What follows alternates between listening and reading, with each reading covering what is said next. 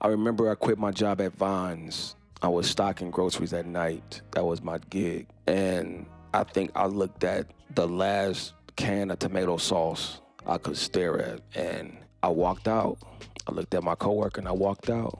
I couldn't do it no more. I was like, I didn't move to LA to work at Vons stocking groceries. And there's nothing wrong with that job per se. I just didn't move to California for that. Next day, go to the Guitar Center, and I get there now. I'm in a button-up slacks. I went to the front desk and I asked the lady, like, hey, do you guys have applications? And she was like, we don't do paper applications. You have to go online. So I'm like, all right, cool. Is it okay if I walk through the store? She's like, yeah, sure, go ahead. I'm like, all right, cool, thank you. So I walk through the store and I end up at this like one section where all the compressors are at.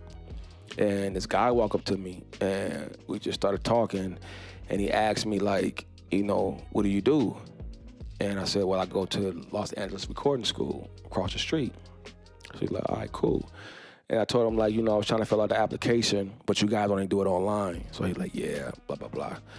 So then we started talking a little bit more, and he asked me, like, what that was, and I said, that's a compressor. So he's like, what does it do? And I kind of broke it down, what I thought it did, and he took me upstairs and was like, yo, this guy, his name is Marcus, hire him right now. So I went there just to fill out the application, ended up getting hired. Long story short, lunchtime would come. Now, I just started, so I ain't got my first paycheck yet. I ain't got no dough. So instead of, like, going out, I was making beats. So there's one particular day, I was working on this beat, and I had the headphones on. And the homie Jeremy J, we all worked together. It was me, Junie, and Jeremy J. We all worked together at the Guitar Center. So Jeremy J pulled the plug out while I'm working on the beat. So I'm, like, high-key, like, nervous as hell. I'm in the store, this beat is blamming. I'm a worker. I ain't even supposed to be at this keyboard making this beat. So I just sit there and just nod my head to the beat like, fuck it, I'm gonna just be in the moment. So I stop the beat, and then I just hear like this applause. And I turn around, and there's people behind me literally like clapping, like, yo, that beat was fire, blah, blah, blah. So Jeremy looked at me like, I told you, because Jeremy was like one of the first ones that I was playing my beats to, and he was like, yo, you're dope. Fast forward a couple days later, I get a call from the homie. He's like, yo, I'm working at MTV doing this show called My Own.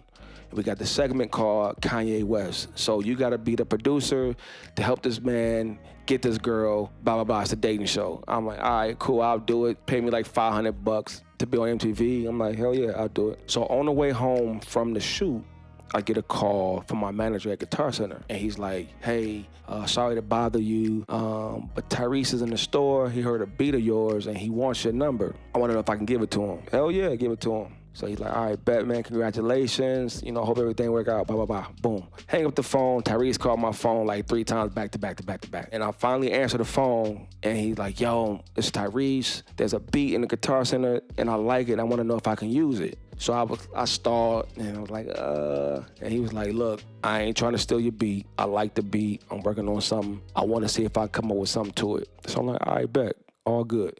So he was like, you got some more beats? I'm like, of course. So he's like, all right, take this number down. So he gives me the number to Billy Moss. I call the number, and I say, yo, I met Tyrese. When he called my phone, there's a beat that he liked. He wanted me to come to the studio. Billy like, can you come to the studio tonight? I'm like, for sure, I got you.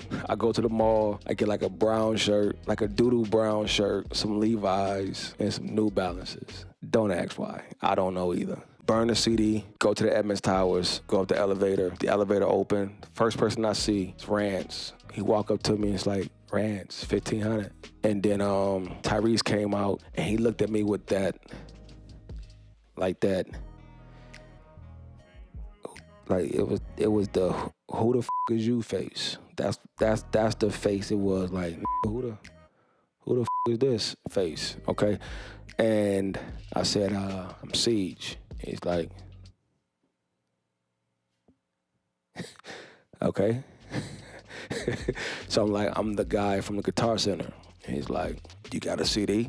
I said, yeah. He took the CD and we went to Studio A. He liked the beats on the CD. So he was like, yo, you got some fire on here? You got some more?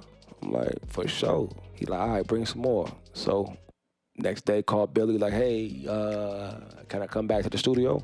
Billy like, sure, come on. Go back to the studio. At this time, I think I put like 19 beats on the CD, and I'm like, I'm about to kill it with this one. Like, it's fire on here. Play these beats. Get to the last one, Tyrese stopped it and was like, I don't like not one beat on this CD. Bum, bum, ba, bum, bum. Heart fell to the floor. But he was like, you seem cool, you got good energy, you're welcome to come up here. We working on something, and the door's open. And that was the start of my career. I was calling Billy Moss like every day for like 2 or 3 months, asking to come up there, to the point where they gave me my own room, and I was just pulling up anytime I wanted to. I may have left out a couple little things, but in a nutshell, that's how I started my career in the music business.